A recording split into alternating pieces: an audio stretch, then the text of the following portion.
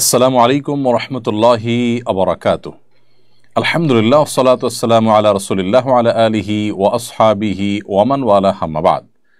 সুপ্রিয় দর্শক শ্রোতা ভাই বোন, দেশ কিংবা প্রবাস যে যেখান থেকে দেখছেন, আপনাদের সকলকে সাদর আমন্ত্রণ জানাচ্ছি। কিভাবে জীবন পরিচালনা করলে কবর থেকে শুরু করে আখিরাত অবধি কোনো আযাব হবে না। আমি ইতিপূর্বে অনেক পাপ করে ফেলেছি, এখন করণীয় কি ভাই?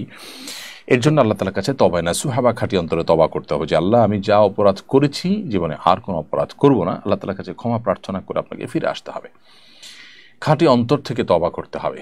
তওবা করতে হবে তওবার সকল শর্ত পূরণ করে। এরপর নতুন করে পথ চলা শুরু করতে হবে। আবার যদি কোনো কারণে তওবা ভঙ্গ হয়, আবার তওবা করতে হবে ইনশাআল্লাহ। এভাবে আপনি চলতে পারেন, আল্লাহ সুবহানাহু ওয়া তাআলা আপনাকে রক্ষা করবেন। আল্লাহর আযাব থেকে বাঁচার জন্য আল্লাহর ভয়ে সন্ত্রস্ত হয়ে চোখের পানি ফেলে আল্লাহর কাছে কেঁদে কেটে বিভিন্ন সময় দোয়া করতে হবে।